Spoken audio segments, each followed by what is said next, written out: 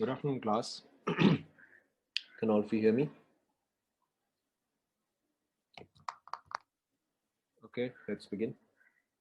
So last class we were discussing radial graphs, radial probability graphs, radial distribution graphs. ठीक है, so that part is done. अब वहां पे देखो हमें कुछ पोर्शन जो है वो लिखना है रिगार्डिंग श्रोडिंगर वेव इक्वेशन. अगर आपने लिख लिया then just write it again. ठीक है, छोटा सा ही पार्ट है. So we have to write some part about. अच्छा, हमने ये part लिखा है क्या श्रोडिंगर वेव इक्वेशन में about eigen functions, eigen values, ये words हमने यूज किया है क्या?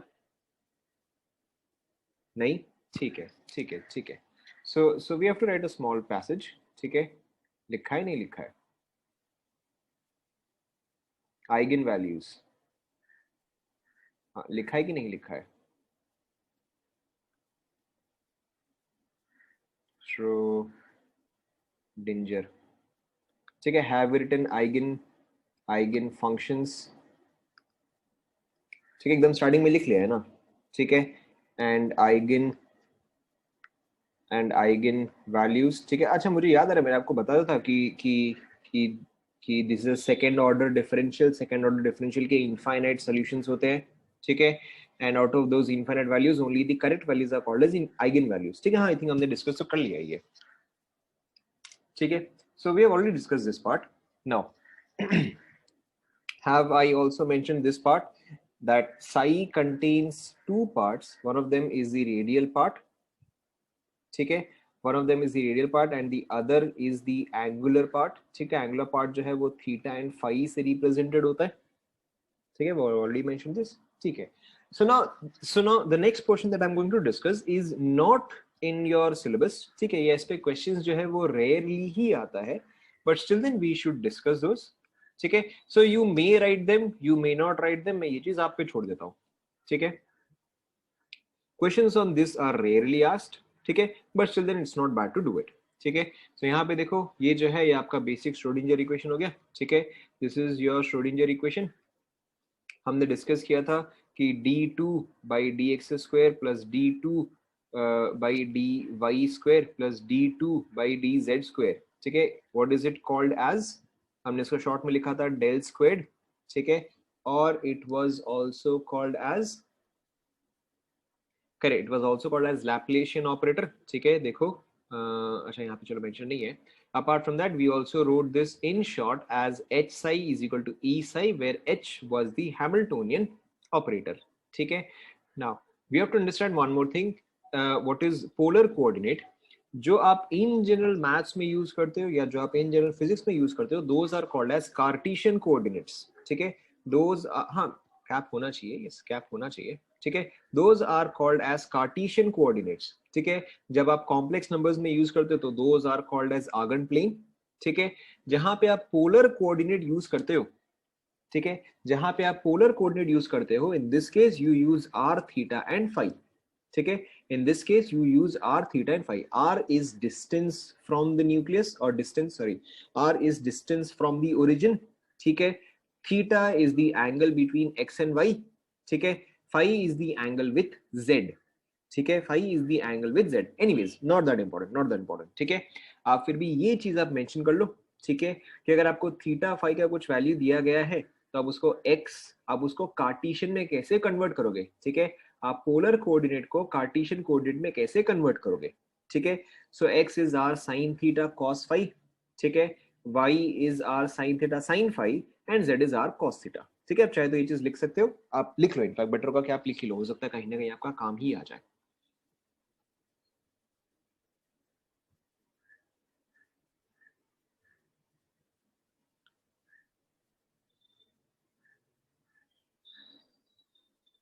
लिख लिया क्या?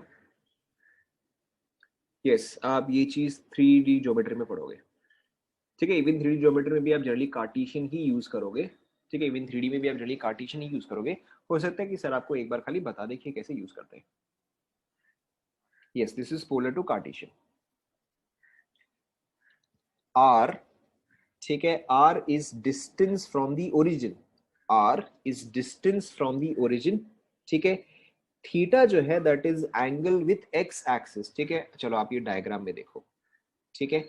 ये डायग्राम एग्जैक्टली 100% तो राइट नहीं है, बट फिर भी देखो आपको समझ में आ जाएगा, ठीक है। सो थीटा जो है, देखो थीटा जो है वो ये एंगल है, ठीक है। So theta is this angle, ठीक है, angle from the x axis, ठीक है। अच्छा, आपको एक चीज याद रखना है, ठीक है, आपका ये कभी काम नहीं आएगा, बट आपको याद रखना है केमिस्ट्री में एंड मैथ्स में, ठीक है, केमिस्ट्री एंड मैथ्स में थीटा एंड फाई जो है वो इंटरचेंज होता है। केमिस्ट्री एंड फाई में केमिस्ट्री एंड मैथ्स में थीटा फाई आर इंटरचेंज, ठीक है। So it doesn't matter. Now one of the angles is with respect to x axis, ठीक है। एक्स एक्सिस के रेस्पेक्ट में आपको कितना टर्न करना है, जैसे जो कि इस चीज से रिप्रेजेंटेड है, ठीक है। The other is with respect to z axis, ठीक है। ये वाला देखो, ये आपका जो है with respect to z axis है, ठीक है। अगर जेड एक्सिस के रिस्पेक्ट में 90 डिग्री पे हुआ तो ऑब्वियसली क्या होगा, एक्स वाई प्लेन में होगा, ठीक है। जेड एक्सिस पे अगर एंगल जो है वो 0 डिग्री हुआ तो वो जो है अलोंग दी जेड एक्सिस आएगा। अरे आर कोई भी एक पॉइंट का डिस्टेंस है, जब आप एक्स वाई जेड लिखते हो तो एक्स वाई जेड क्या होता है, पोजीशन ऑफ एनी पॉइंट होता है ना, तो r is distance of any point from the nucleus, ठीक है। मैं आपको बता रहा हूँ, आपका कभी काम नहीं आएगा, आप सिर्फ इसको लिख लो, ठीक है, जस्ट राइट इट डाउन। लिख लिया? नहीं नहीं, you don't need to draw this, ठीक है, सिर्फ आप ये लिख लो। लिख लिया? ठीक है। Now not that important. हाँ देखो, अब जैसे साई जो है, what does Sai consist of, Sai consist of a radial part, ठीक है, एंड एंगुलर पार्ट। ये देखो किससे से रिप्रेजेंटेड है, कि जो भी आपका सिंबल है एंड उसका कैपिटल लेटर, ठीक है। Radial part is represented by r and r, ठीक है, थीटा एंड स्मॉल थीटा, ठीक है, capital phi and small phi, ठीक है, कोई फर्क नहीं पड़ता, ठीक है। This is how psi is represented, psi is dependent on r theta and phi, this is called as the radial function, ठीक है। And this part is called as your angular function, ठीक है। स्फेरिकल हार्मोनी की बकवास है, जब आपको कुछ ध्यान नहीं देना, ठीक है। साई स्क्वायर जो है, Sai square is probability of nucleus, ठीक है। This is basically probability density of nucleus, again not that relevant, ये पार्ट आप ऑलरेडी कर चुके हो, ठीक है। नाउ अब यहां पर आपको ओकेजनली क्वेश्चन आ जाता है, ठीक है। सो पे अटेंशन हियर, ठीक है। So pay attention here. Now the characteristic about S, ठीक है, हमने डिस्कस किया था कि जब आप साई, कुछ नहीं है वहां पे, जब आप साई वर्सेस आर करते हो फॉर एस, जब आप साई वर्सेस आर करते हो for S, does it start low और डज इट स्टार्ट हाई, ठीक है। इट स्टार्ट्स हाई, यानी कि r इज इक्वल टू 0 पे, यानी कि r इज इक्वल टू 0 पे उसका वैल्यू हाई होना चाहिए, या sorry r is equal to 0 पे उसका वैल्यू 0 होना चाहिए, नॉन जीरो होना चाहिए, ठीक है, नॉन जीरो होना चाहिए। So let us compare, s orbitals and, हाँ ठीक है। सो लेट अस कंपेयर, देखो s orbitals and p orbitals, ठीक है। अच्छा चलो मैं आपको बारी बारी से दिखा देता हूँ, ठीक है।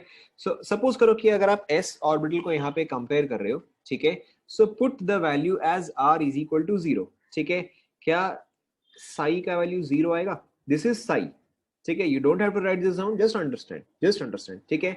अगर आप यहाँ पे r का वैल्यू 0 डालते तो क्या ये पूरा टर्म 0 होगा? ठीक है, ये पूरा टर्म जो है वो 0 नहीं होगा, ठीक है। Similarly if you look at this value, if you put the value of r as 0, will this term become 0? This will not become 0, ठीक है। एंड सिमिलरली आप आगे भी देख सकते हो। अपार्ट फ्रॉम दैट 1s में number of radial nodes is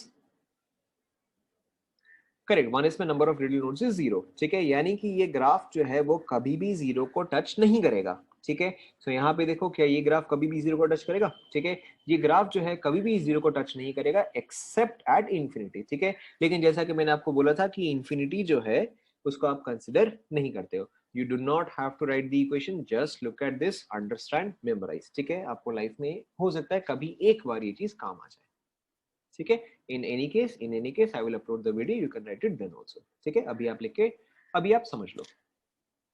now if you look at 2s, if you will look at 2s,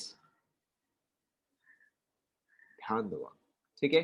if you will look at 2s, so 2s के पास कितने radial nodes होंगे? 2s के पास 1 radial node होगा, ठीक है। तो वो 1 रेडियल नोड आप कैसे निकालोगे? by making this term 0, ठीक है।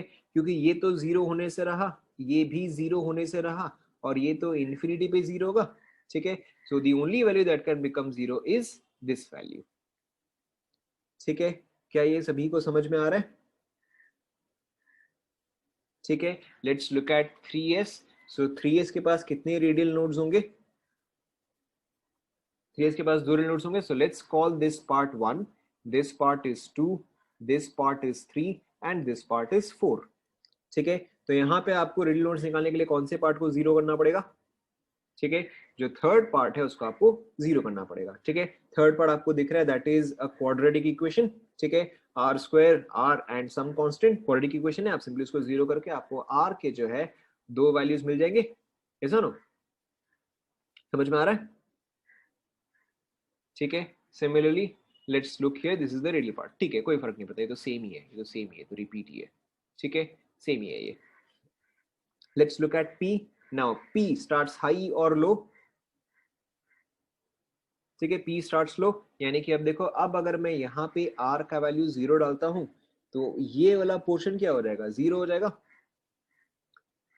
यहाँ पे आपको बता रहा हूँ, आपको डिफरेंस जब आप देखोगे आपको ज्यादा इजीली समझ में आएगा, ठीक है। यहाँ पे अगर आप R का वैल्यू 0 डाल दो तो पूरा साई का वैल्यू जो है वो क्या हो जाएगा? वो 0 हो जाएगा, ठीक है। सिमिलरली यहाँ पर भी देखो, R का वैल्यू 0 डालोगे तो 0 हो जाएगा। यहाँ पर भी देखो, मैं चाहे तो R यहाँ पे कॉमन ले सकता हूँ, ठीक है। एंड अगेन अगर आप R का वैल्यू 0 डालोगे तो ये पूरा एक्सप्रेशन जो है वो 0 हो जाएगा, ठीक है।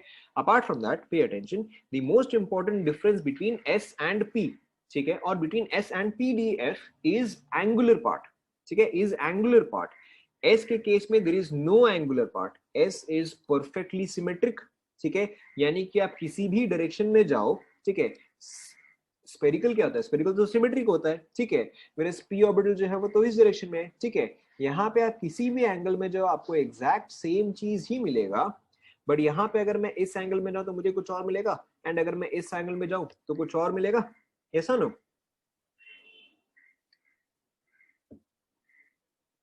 ठीक है, so in exactly that way, ठीक है, in exactly that way S में आपका कभी भी एंगुलर पोर्शन जो है वो नहीं आता है, ठीक है। एस में you will never have cos theta sine theta cos phi sine phi, ठीक है, एस के केस में ये चीज जो है कभी भी नहीं आता है। वेयरएज पीडीएफ के केस में आपका कॉस थीटा साइन फाई ये सब जो है, ये सब आपका टर्म्स आता है, ठीक है। Are you able to understand the differences? ठीक है, अपार्ट फ्रॉम दैट, ठीक है, apart from that how do you determine, ठीक है, apart from that how do you determine whether it is px py और pz, ठीक है, how do you determine whether it is px py और pz, ठीक है। सिंपली यहाँ पे देखो, अगर आपके पास cos थीटा है, ठीक है, अगर आपके पास सिर्फ cos थीटा है, so in that case that is your pz, ठीक है, in that case that is your pz, and ये दोनों जो है, ठीक है, ये दोनों जो है, this can either be px, ठीक है, और this can either be py। Is this clear to all?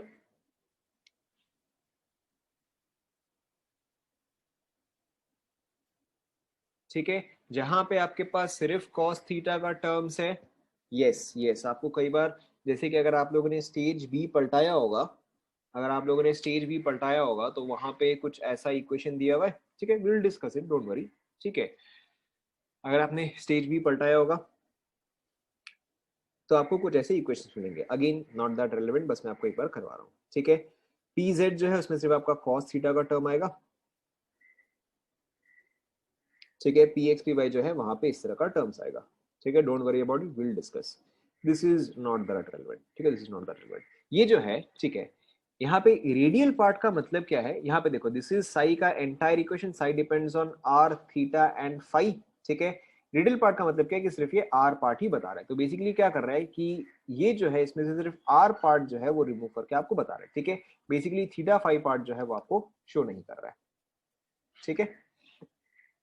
So this is about your p orbital. Similarly अगर आप d ऑर्बिटल देखोगे, ठीक है, सिमिलरली अगर आप d ऑर्बिटल देखोगे तो यहाँ पर भी क्या है, आपका थीटा फाई का जो है वो टर्म आएगा, ठीक है।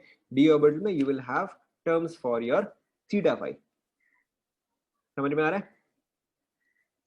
ठीक है, obviously f is not in your syllabus, ठीक है, f के केस में आपको इतना देखने का जरूरत नहीं है, आप सिर्फ इसको रफली देख लो, ठीक है, सिर्फ आप इसको रफली देख लो ताकि जब आप क्वेश्चन देखो तो आपको याद आ जाए कि अच्छा ठीक है इसको किस तरह से सॉल्व करना है। ठीक है, and even in case of D if you will look, ठीक है, even in case of D if you will look, यहाँ पे आपको नहीं निकालना है। ठीक है, आपको नहीं निकालना है। देखो सिंपल सही है, जहां पे आपका डी जेड होगा, ठीक है, याद करो जहां पे आपका पी जेड था वहां पे सिर्फ कॉस थीटा का टर्म था, जहां पे पी जेड था वहां पे सिर्फ कॉस थीटा का टर्म था। यहाँ पे देखो जहां पे डी जेड स्क्वायर है वहां पे भी सिर्फ कॉस थीटा का ही टर्म है। ठीक है, यहाँ पे फाई जो है फाई का टर्म ही नहीं है। समझ में आ रहा है? Sreejit Das is not under his own name. ठीक है, if he will be under his own name I will allow him. ठीक है, in any case proceeding, so जहां पे आपका पी जेड था वहां पे you had your cos theta वाला टर्म। देखो let's look at this once again. देखो आपका सिर्फ यहाँ पे कॉस थीटा वाला टर्म था, फाई का टर्म ही नहीं था। यहाँ पर भी देखो इसमें फाई है, इसमें फाई है, सिर्फ इसमें फाई नहीं है। So this is related to your z axis. समझ में आ रहा है? आप पहली बात तो इस चीज के लिए जरूरत से ज्यादा टेंशन ले रहे हो। ठीक है, आपको सिर्फ देखना है, माइनर पॉइंट से आपको याद रखना है। ठीक है, माइनर पॉइंट से आपको याद रखना है। नाउ प्रोसीडिंग, ठीक है, अगेन देखो ये वाला पोर्शन जो है हमने कर दिया। See first of all is your radial plot. Radial plot is basically your psi. ठीक है, basically your psi versus are. ठीक है, तो 1s के केस में देखो, 1s के केस में ग्राफ कैसा आता है? ऐसा आता है।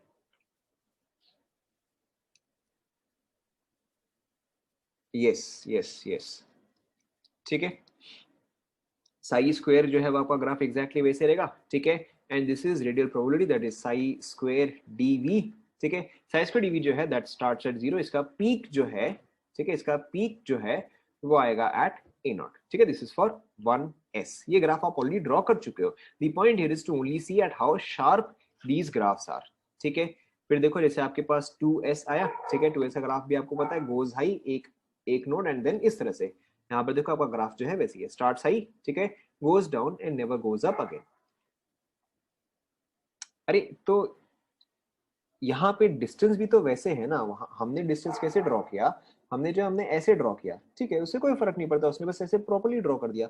यहाँ पे एग्जैक्टली एक्स एक्सिस को टच नहीं करेगा। ठीक है, this and part will not touch the x axis. ठीक है, नहीं करेगा, don't worry. Now in this case see what has happened, simply आपका ये जो नेगेटिव पार्ट था, नेगेटिव पार्ट जो है वो ऊपर आ गया। नेगेटिव पार्ट जो है वो आपका ऊपर आ गया। ठीक है, रिडल प्रोबेबिलिटी में देखो द पीक्स आर इंक्रीजिंग। ठीक है, यहाँ पे देखो पीक्स जो है वो आपने इंक्रीज किया, first point and then second peak. 3s देखो एग्जैक्टली सेम तरीके से। ठीक है, first goes down then goes up and like this. ठीक है, ये जो है ये मैं आपको क्वालिटेटिव भी दिखा रहा हूँ बिकॉज ड्राइंग इज डिफरेंट। ठीक है, अगर आप एग्जैक्टली एक बार ये ग्राफ्स देख लोगे तो आपको क्वेश्चंस में जो है बेस्ट समझ में आ जाएगा।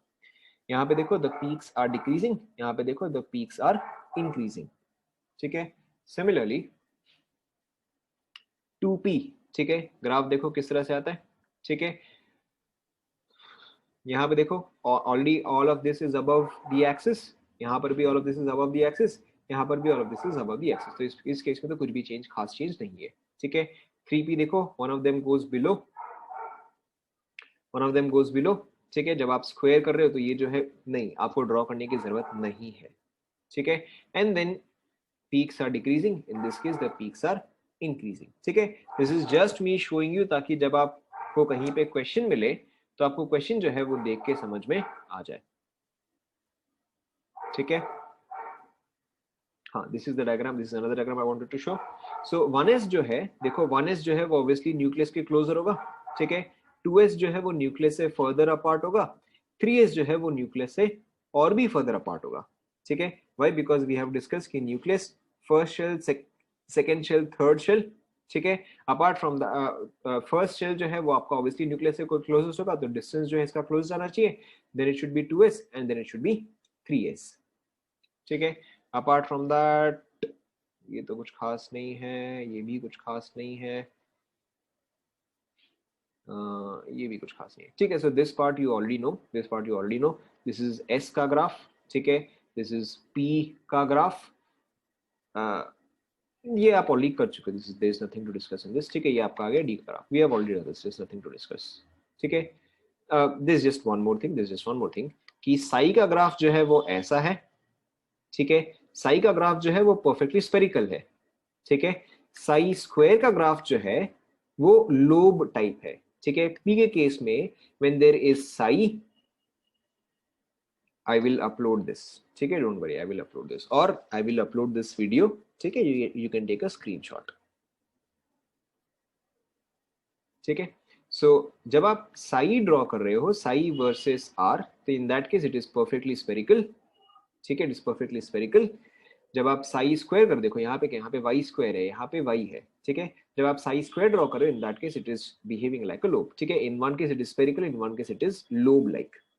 बस आप ध्यान में रखो, ठीक है, क्योंकि कई बार आपको थियोरेटिकल बेस्ड क्वेश्चन आ रहता है कि अच्छा ठीक है कि साई का ग्राफ जो है वो परफेक्टली स्फेरिकल आता है या परफेक्टली नॉन स्फेरिकल आता है, ठीक है। सो फॉर दैट ये आपको ऑलरेडी आता है, ये भी आपको ऑलरेडी आता है, there is nothing to discuss in this, ठीक है। These are not in your syllabus, ठीक है। So anyways, so I will upload this video, then you can check all of these, ठीक है। आप सभी को डायग्राम जो है वो समझ में आया, ठीक है। आप सभी को सारे डायग्राम जो है वो समझ में, आपको सिर्फ इसलिए है कि जब हम स्टेज भी करेंगे तब आपको ये चीज एकदम ही अननोन सा नहीं लगे, ठीक है। Okay, so let's continue. हाँ ठीक है, I will upload this video, ठीक है। So let's continue. So that was all about psi, ठीक है, that was all about the graphs, ठीक है, that was all about the graphs of psi versus r, psi square versus are, ठीक है। उसके अलावा इसमें और कोई भी क्वेश्चन नहीं आता है, ठीक है। There are two more things that we have to discuss, ठीक है। So first is the energy, first is the energy of single electron, ठीक है, एंड मल्टी इलेक्ट्रॉन स्पीशीज, ठीक है, ये बस आपको याद करते जाना है, एंड मल्टी इलेक्ट्रॉन स्पीशीज, ठीक है। So in this case what you have to understand is, अगर आपके पास सिंगल इलेक्ट्रॉन है, ठीक है, अगर आपके पास सिंगल इलेक्ट्रॉन है, in that case the energy diagram is something like this, कि 1s जो है वो सबसे नीचे आएगा, ठीक है, 2s एंड 2p जो है वो सेम लेवल पे आएगा, this is 2s, this is 2p, ठीक है, then 3s, then 3p, then 3d at exactly the same level, ठीक है, then you have 4s, 4p and 4d at and 4f, ठीक है, at exactly the same level, ठीक है। मैं यहाँ पे exactly the same level क्यों बोल रहा हूं, here you have a single electron species, ठीक है, लेकिन अगर आपके पास मल्टी इलेक्ट्रॉन स्पीशीज है, in that case the energy diagram looks something like this, कि ये जो है 1s हुआ, बट देन 2s यहाँ पे आएगा, 2p जो है वो हायर इन एनर्जी आएगा, ठीक है। Look at this and look at this, ठीक है, यहाँ पे 2s एंड 2p जो है वो एग्जैक्टली सेम एनर्जी लेवल पे है, 2s is exactly equal to 2p, ठीक है, but in this case 2p is higher than 2s, ठीक है। फिर इसके अलावा देखो, फिर इसके अलावा 3s जो है वो हायर आएगा, 3p जो है वो और भी हायर आएगा, ठीक है। अब इसके बाद देखो 3d तो आएगा, लेकिन उसके नीचे क्या आ जाएगा, 4s आ जाएगा। क्या आप सभी को समझ में आ रहा है, ठीक है। In case of single electron species the only part that is important is n, ठीक है, the only part that is important is n। In case of multi electronic species the important parts are n plus l। समझ में आ रहा है,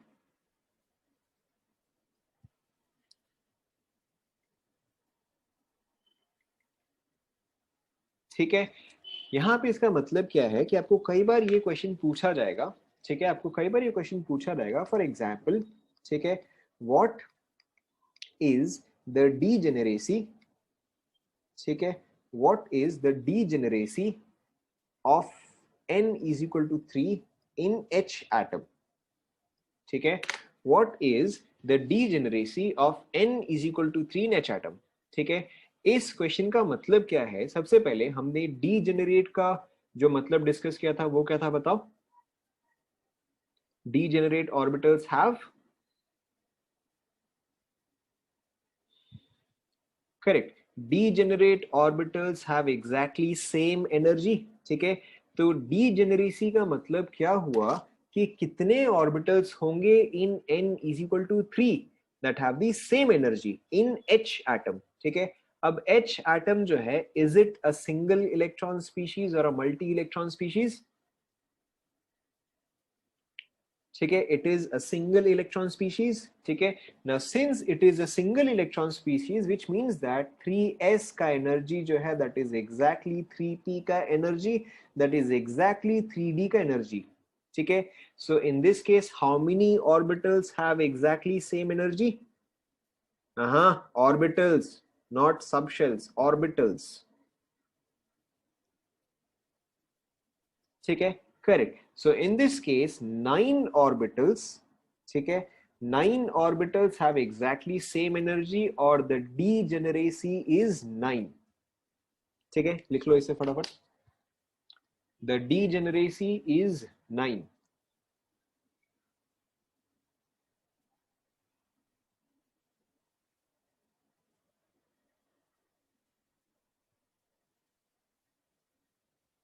degeneracy का मतलब क्या होता है? डीजेनरेसी का मतलब क्या होता है कि कितने ऑर्बिटल्स के पास सेम एनर्जी है, ठीक है।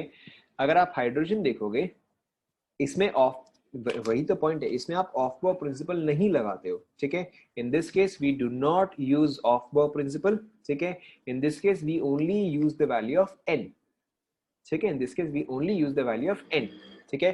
पॉइंट समझो, डीजेनेसी का मतलब क्या हुआ? सेम एनर्जी, ठीक है। आपको ये पूछा जा रहा है कि H एटम यानी कि सिंगल इलेक्ट्रॉन स्पीशीज में अगर मैं n इज इक्वल टू 3 पे आऊं तो कितने ऑर्बिटल्स का एग्जैक्टली सेम एनर्जी होगा, ठीक है। तो यहाँ पे अगर आप देखोगे s में 1 ऑर्बिटल, p में 3 ऑर्बिटल एंड d में 5 ऑर्बिटल, ठीक है। इन सभी का एनर्जी जो है वो बराबर है, ठीक है। Which is why the degeneracy is 5 plus 3 plus 1, that is 9। क्या ये समझ में आया? ठीक है।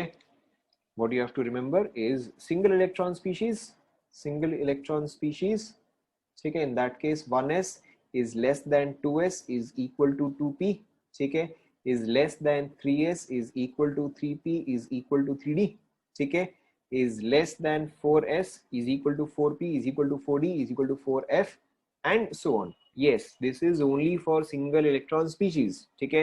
single electron species such as hydrogen, ठीक है, He प्लस, ठीक है, Li2 प्लस, ठीक है, एंड सो ऑन, जिसमें कि एक ही इलेक्ट्रॉन है, ठीक है।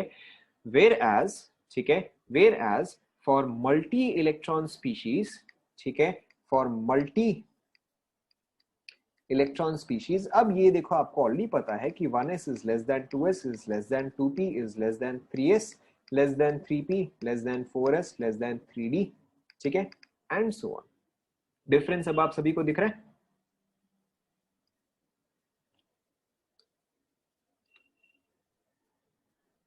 ठीक है, लिख लो।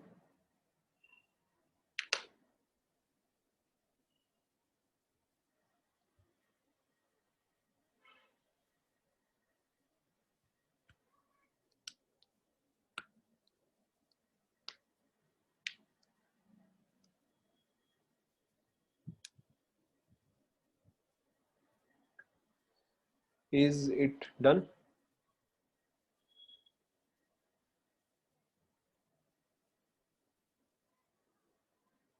देखते हैं अभी इसका कुछ न्यूज आया नहीं है, let's see. Is it done? H plus कहाँ किया मैंने? तो He प्लस किया ना। Yes, H plus has 0 electrons.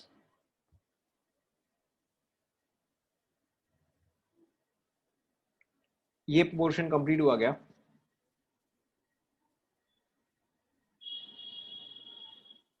ठीक है, नेक्स्ट एंड वेरी इंपॉर्टेंट, ठीक है, नेक्स्ट एंड वेरी इंपॉर्टेंट, अगर आपने एनसीईआरटी पढ़ा होगा तो आपको ये टर्म मिला होगा, ठीक है, द डिफरेंस बिटवीन ऑर्बिट, ठीक है, एंड ऑर्बिटल, ठीक है, the difference between orbit and orbital, ठीक है। सो ऑर्बिट जो है, orbit is a concept in Bohr's model, orbit is a concept in Bohr's model, ठीक है, whereas orbital is a concept of quantum mechanical model, ठीक है, orbital is a concept of quantum mechanical model। Orbit जो है, orbit का मतलब क्या होता है कि इलेक्ट्रॉन जो है वो एग्जैक्टली यही पाथ फॉलो कर रहा है, इलेक्ट्रॉन जो है वो एग्जैक्टली इसी डिस्टेंस पे है, ठीक है, but which rule was it violating? Which rule was orbit violating? Correct, it was violating Heisenberg's uncertainty principle. ठीक है, तो हाइजेनबर्ग अनसर्टेनिटी प्रिंसिपल को ध्यान में रखने के लिए, ठीक है, the concept of orbit was changed to the concept of orbital. ठीक है, so orbit is basically a fixed path, ये चीज आप लिख लो, वेरी वेरी इंपॉर्टेंट। ठीक है, so orbit is basically a fixed path along which electrons move। ठीक है, orbit is a fixed path along with electrons move। apart from that this was a concept of Bohr's model। ठीक है, this was a concept of Bohr's model। apart from that this violated Heisenberg's uncertainty principle। ठीक है, यहाँ पे चलो मैं एक और वर्ड लिख देता हूँ, फिक्स्ड वेल डिफाइंड पाथ। ठीक है, fixed well defined path along which electron moves। ठीक है, it was a concept of Bohr's model and it violated Heisenberg's uncertainty principle। यहां तक तो सभी को समझ में आ रहा है?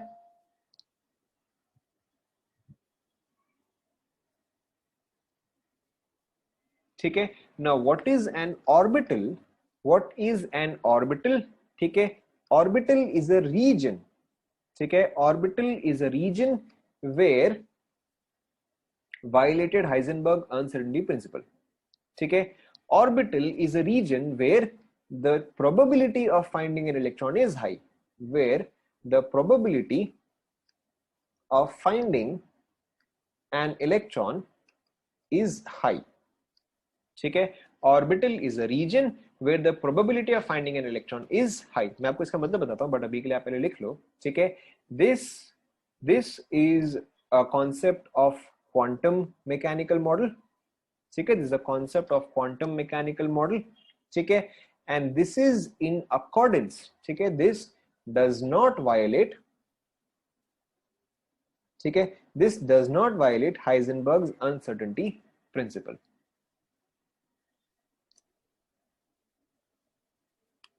yes, orbital is a 3D space, orbit is also a 3D space। ठीक है, मैं आपको इसका इन दोनों के बीच में डिफरेंस बता रहा हूं, पहले आप लिख लो।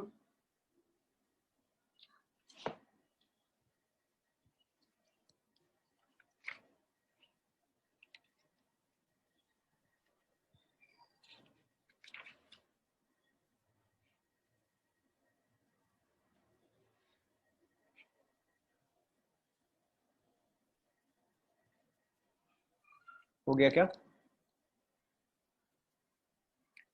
ठीक है, यहाँ पे आप एक और पॉइंट मेंशन कर सकते हो कि उसी रीजन को ऑर्बिटल बोला जाता है। ठीक है, quantum mechanical model, quantum mechanical model. ठीक है, अब यहाँ पे एक और पॉइंट मेंशन कर सकते हो, उसी चीज को ऑर्बिटल बोला जाता है। ठीक है, where the probability of finding an electron, ठीक है, where the probability of finding an electron is more than 95%। ठीक है, हो सकता है कुछ बुक्स में आप 90% भी देखो। ठीक है, डजेंट मैटर, आप यहाँ पे 95% जो है चलेगा। ठीक है, ऑर्बिटल इज अ रीजन, ठीक है, orbital is a region where the probability of finding an electron is greater than 95%। ठीक है, हो सकता है आप अलग अलग बुक्स में स्लाइटली अलग अलग वैल्यूज देखो, उससे कुछ खास फर्क जो है नहीं पड़ता है। क्या ये आप सभी ने लिख लिया?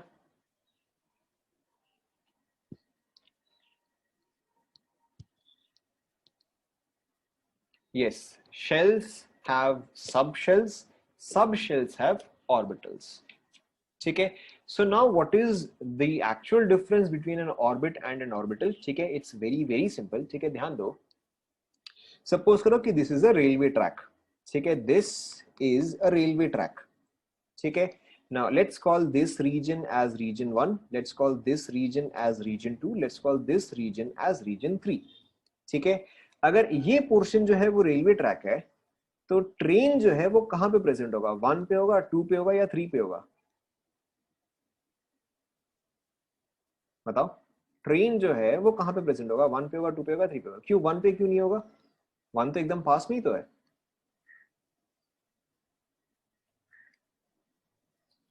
ठीक है, सो ट्रेन जो है that always moves on track. ठीक है, so an orbit is exactly like a track. ठीक है, an orbit is exactly like a track. कि इलेक्ट्रॉन जो है वो ना इसके इस साइड जाएगा ना इसके उस साइड जाएगा, it will exactly be on that orbit. ठीक है, this is what is the meaning of fixed path और वेल डिफाइंड पाथ। सेंस आप सभी को समझ में आ रहा है? ठीक है, whereas an orbital is like a road. ठीक है, an orbital is like a road. ठीक है, इधर फुटपाथ है, इधर फुटपाथ है। ठीक है, let's call this region 1, let's call this region 2, let's call this region 3। ठीक है, अब इन जनरल जो आदमी गाड़ी में जा रहा है वो कहां पे होगा, या मैक्सिमम टाइम वो कहां पे होगा? ठीक है, रोड पे होगा। ठीक है, maximum time he will be on the road. ठीक है, बट इज 1 और 3 पॉसिबल? कैसा हो सकता है कि वो रोड के ऊपर नीचे भी हो? ठीक है, ऑब्वियसली हो भी सकता है। सलमान खान जो है उसने फुटपाथ पे चढ़ाई दिया था, ऐसा नो? ठीक है, so the point here being, ठीक है, so the point here being this is a probability. ठीक है, यहाँ पे ये रीजन जो है ये प्रोबेबिलिटी हो गया। ठीक है, कि there is a good chance you will find an electron here. ठीक है, whereas in case of an orbit 100%, ठीक है, 100% इलेक्ट्रॉन्स जो है वो यहीं पर ही प्रेजेंट होगा। ठीक है, क्या ये सभी को समझ में आ रहा है? बस करो। ठीक है, क्या ये सभी को समझ में आ रहा है? ठीक है, so an orbital is a region where there is a maximum probability. ठीक है, an orbital is a region where there is a maximum probability of finding an electron। ठीक है, but obviously electron जो है वो उसके अलावा भी कहीं पर भी हो सकता है। ठीक है, an electron can be present here, an electron can be present here, an electron can be present here। ठीक है, इस इलेक्ट्रॉन का नाम जो है वो है सलमान खान। ठीक है, anyways, so an electron can be present in any of this place। ठीक है, and it can also be present outside of this। ठीक है, इसके chances कम है but हो सकता है। whereas in case of an orbit, ठीक है, whereas in case of an orbit the electron will always follow this particular path। क्या ये आप सभी को समझ में आ रहा है, the difference between orbit and orbital? ठीक है, so this is the important difference between an orbit and an orbital। is this clear?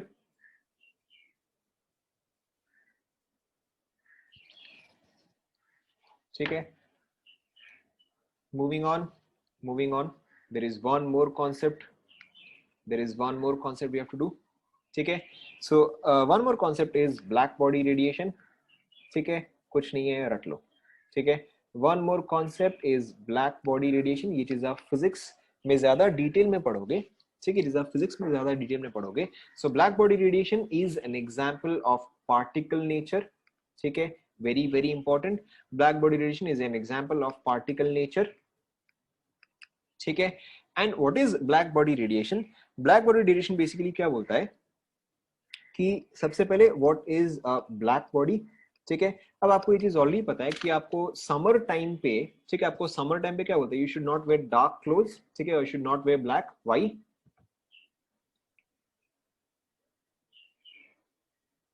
ठीक है, बिकॉज ब्लैक जो है वो धूप को ज्यादा अब्सॉर्ब करता है। ठीक है, या ब्लैक जो है वो हीट को ज्यादा अब्सॉर्ब करता है। ठीक है, सो अ ब्लैक बॉडी, ठीक है, अ black body is a perfect absorber.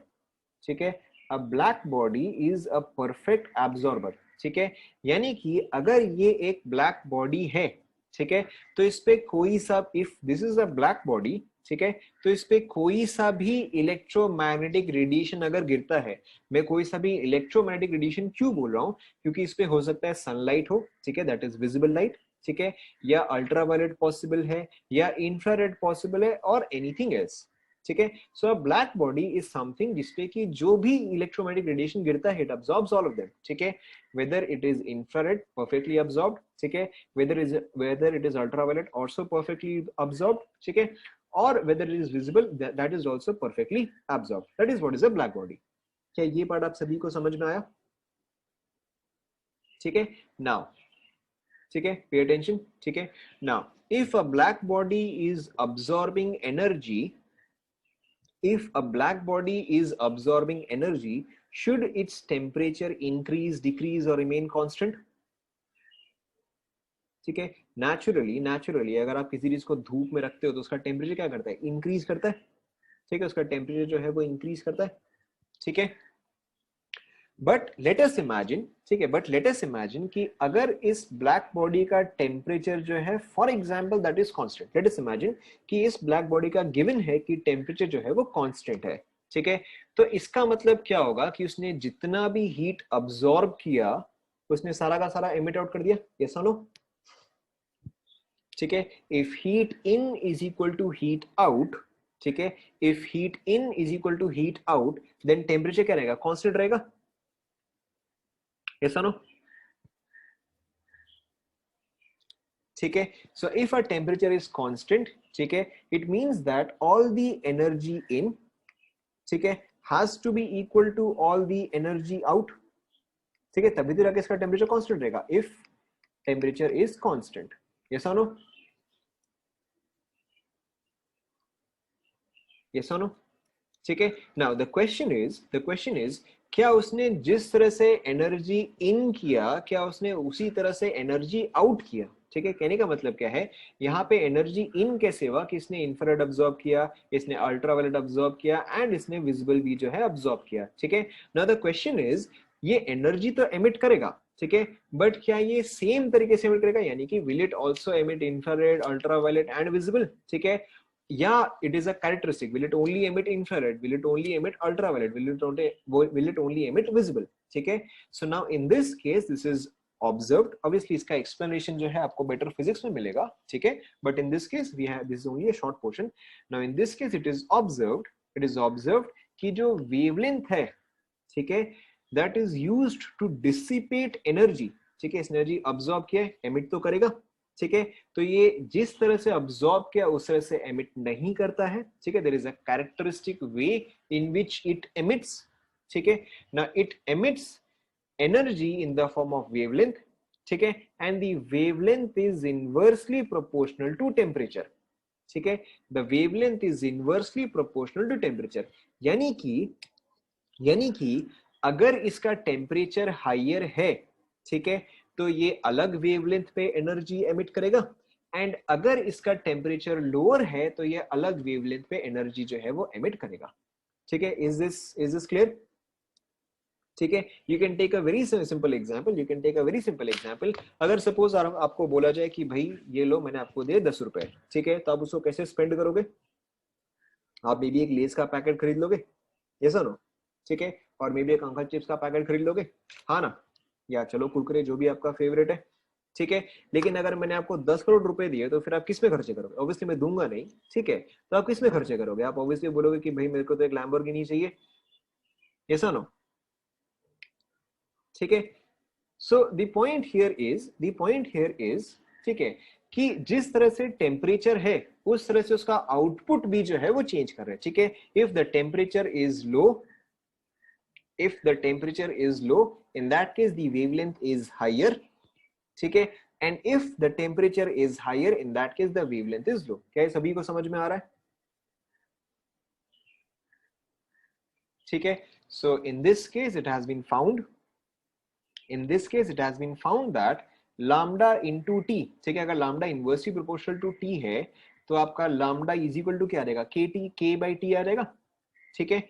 और in this case lambda into t is equal to constant, ठीक है, एंड इसी चीज को हम कैसे is equal to some constant, ठीक है, एंड इसी चीज को हम कैसे रिप्रेजेंट करते हैं, as lambda into T is equal to b, ठीक है, where b is called as Wien's constant, ठीक है, b is called as Wien's constant, and this entire equation, ठीक है, this entire equation is called as Wien's displacement law, ठीक है, this entire equation is called as Wien's displacement law, ठीक है।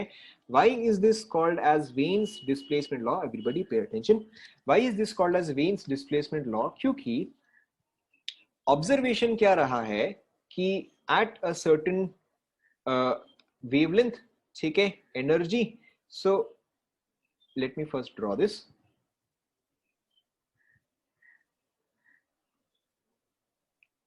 ठीक है, आप एग्जैक्टली इसी तरह से ड्रॉ करना, ठीक है, पहले मुझे कंप्लीट करने दो। Let's say that this is T1, let's say that this is at T2, let's say that this is at T3 and let's say that this is at T4, ठीक है, एंड आपको क्या गिवन होगा कि T1 is less than T2 is less than T3 is less than sorry sorry sorry मैंने उल्टा कर दिया, ठीक है। T1 is greater than T2 is greater than T3 is greater than T4, ठीक है। यहाँ पे देखो आप सभी ध्यान दो, सो T1 के केस में जो मैक्सिमम एनर्जी का आउटपुट है, जो मैक्सिमम एनर्जी का आउटपुट है that corresponds to this one, ठीक है। T2 में जो मैक्सिमम एनर्जी का आउटपुट है that corresponds to this wavelength, ठीक है। T3 में जो मैक्सिमम एनर्जी का आउटपुट है that corresponds to this one, and T4 में जो मैक्सिमम कंट्रीब्यूशन है that corresponds to this one, ठीक है। यहाँ पे क्या है, यहाँ पे lambda 1, lambda 2, lambda 3 and lambda 4, ठीक है। So as you can obviously see कि यहाँ पे lambda 4 जो है वो लोएस्ट है, सॉरी lambda 1 जो है वो लोएस्ट है, lambda 4 जो है वो हाईएस्ट है, यस और नो, ठीक है। एंड जैसे जैसे आप टेम्परेचर इंक्रीज कर रहे हो, एज टेम्परेचर इज इंक्रीजिंग, ठीक है, the maximum energy wavelength is decreasing, ठीक है। maximum energy wavelength का मतलब क्या है, ठीक है। आप सभी लोग रेडियो सुनते हैं, ऐसा नो, कभी कभी तो रेडियो सुना ही होगा, ठीक है। कौन कौन से स्टेशन है यहाँ पे बताओ, उड़ीसा में कौन कौन से स्टेशन आपने सुने, ठीक है। एक आपने 92.7 सुना है, ठीक है, वो तो बोरिंग सा है। एक आपने 93.5 सुना है, ठीक है। सो यहाँ पे देखो इस चीज का पॉइंट क्या है कि अगर आप सपोज करो, अगर आप ट्यून करते हो from 90 to 105 and yes of course 104, ठीक है, अगर आप ट्यून करते हो फ्रॉम 90 टू 104, ठीक है, तो सबसे ज्यादा आपको सबसे पहले, ठीक है, अगर आप 90 से 105 पे ट्यून करते हो, ठीक है, तो सबसे पहले आपको म्यूजिक कहाँ पे साउंड करेगा, 92.7 पे साउंड करेगा, ठीक है। ऑब्वियसली 91.9 91.1 भी है, ठीक है, बट दैट वन इज खैर कौन ही सुनता है उसको, तो ठीक है। एक आपके पास आता है 92.7, ठीक है, वहां पे एनर्जी जो है वो पीक करता है, ठीक है, and then the next peak is on 93.5, ठीक है, the next peak would be on 98.3, ठीक है, and the next one would be on 104, ठीक है। सो ये जो है ये एग्जैक्टली वैसे ही है, ठीक है, कि आपको म्यूजिक जो है वो 93.4 पे भी सुनेगा, 93.6 पे भी सुनेगा, ठीक है, बट मैक्सिमम आउटपुट कहां पे है, 93.5 पे है। सेंस आप सभी को समझ में आ रहा है, ठीक है। So this is exactly like that, ठीक है, this is exactly like that, ठीक है, कि अगर टेम्परेचर T1 है तो ये ब्लैक बॉडी जो कि एनर्जी आउट कर रहा है, ये एनर्जी आउट कर रहा है बाय यूजिंग डिफरेंट वेवलेंथ्स, ठीक है, ये एनर्जी आउट कर रहा है बाय यूजिंग डिफरेंट वेवलेंथ्स, बस करो, ठीक है, but the most important wavelength in this case is this one, ठीक है, in this case the most important wavelength is this one, ठीक है, in this case the most important this one, and in the last case it would be lambda 4, ठीक है। And आपका wavelength जो है that is inversely proportional to temperature. क्या ये आप सभी को समझ में आ रहा है, ठीक है। अच्छा, one more thing, since Wien's constant is a constant value, so what is the value of b, the value of b is 2.9 into 10 to the power -3, इसका डायमेंशन, ठीक है, इसका डायमेंशन क्या आएगा बताओ, या इसका यूनिट क्या आएगा बताओ। The dimension of b would be same as dimension of lambda and T. Lambda का डायमेंशन क्या है, लैम्डा का डायमेंशन क्या है, मीटर है, ठीक है, या लेंथ है, and this is temperature, time नहीं है, ये टेम्परेचर है, ठीक है। टेम्परेचर का डायमेंशन क्या आएगा, केल्विन आएगा, ठीक है। So this is represented by metre kelvin, ठीक है, लिख लो।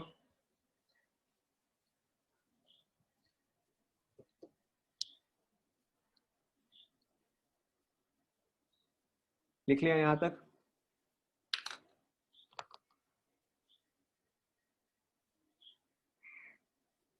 ठीक है। Now where is this useful, ठीक है, और where can we use this, where can we use this, ठीक है। So let's take an example.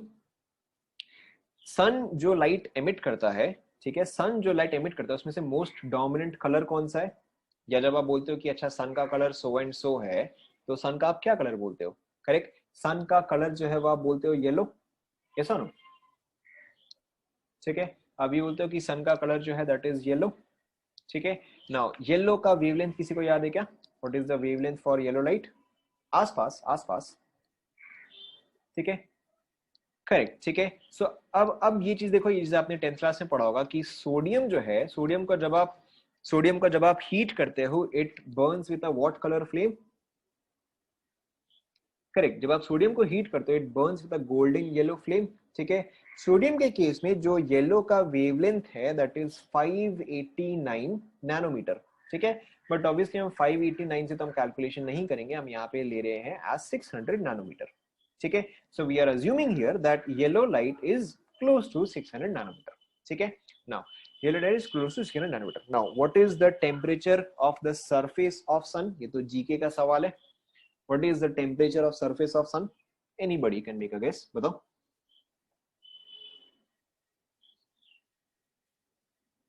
Surface का मैं बोल रहा हूं, ठीक है। So the surface of the sun, ठीक है, the surface of the sun, आपने ये चीज जीके में पढ़ा होगा, is somewhere close to 5377 kelvin, ठीक है। ऑब्वियसली इतना एक्यूरेट तो नहीं होता है, but we will take this as 5000 kelvin. Yes और no? Surface of the sun, ये तो आप सभी ने पढ़ा है, ठीक है। So now let us use Wien's displacement law, ठीक है, let's use Wien's displacement law. So lambda T is equal to b, ठीक है। सपोज करो कि मुझे सन का जो है टेम्परेचर फाइंड आउट करना है, I do not know what is the temperature of the sun, ठीक है। I can observe the wavelength, क्योंकि वेवलेंथ जो है वो तो अर्थ तक पहुंच रहे हैं, ठीक है। मैं सन तक थर्मोमीटर तो नहीं लेके जा सकता, बट सन का लाइट जो है वो तो अर्थ तक पहुंच रहा है, ठीक है। So I can see that the dominant light is yellow light, ठीक है। So if I put the value of yellow light as 600 nanometre, so 600 into 10 to the power, nanometer is 10 to the power minus 10 to the power minus 9, ठीक है, into temperature, ये मुझे निकालना है, ठीक है। so that is equal to 2.9 into 10 to the power minus 3, ठीक है। so let us take 2.9 as 3 for calculation purpose। तो अब निकालो यहाँ पे टेम्परेचर का वैल्यू क्या आ जाएगा, बताओ। टेम्परेचर का value would be 3 into 10 to the power minus 3 divided by 600 into 10 to the power minus 9, ठीक है। ये क्या आ जाएगा, +6 आ जाएगा, ठीक है। ये क्या आ जाएगा, +3 आ जाएगा, सॉरी मैंने कहीं पे कुछ मिस्टेक किया गया। 2.9 into 10 power minus 3, 600, सो यहाँ पे 7 आ जाएगा। Let's do this once again. Temperature is equal to 3 into 10 to the power minus 3 by 600 into 10 to the power minus 9, ठीक है, +6 +4, तो ये आपका क्या आ जाएगा, 5000 केल्विन, ठीक है। So Wien's displacement law can be used to determine the temperature of celestial bodies, ठीक है। Sun is a black body, ये चीज अगेन आप फिजिक्स में कवर करोगे, ठीक है। This you will do in physics, ठीक है। Sun is also considered as a black body, ये चीज आप आगे फिजिक्स में करोगे, ठीक है। सो आप यहाँ पे चाहे तो एक और चीज लिख सकते हो कि veins displacement law is used to determine or can be used to determine the temperature of celestial bodies।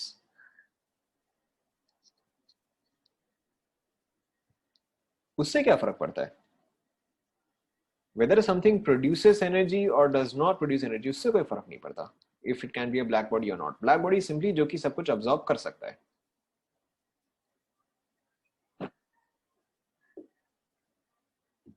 Is it done? Veins displacement law can be used to determine the temperature. Veins displacement law can be used to determine the temperature of celestial bodies।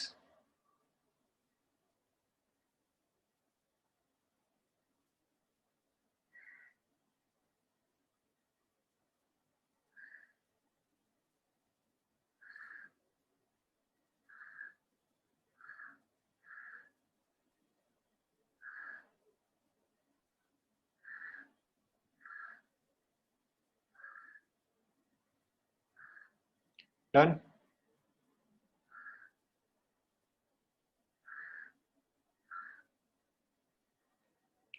ठीक है, and with this atomic structure is done, ठीक है। with this atomic structure is done।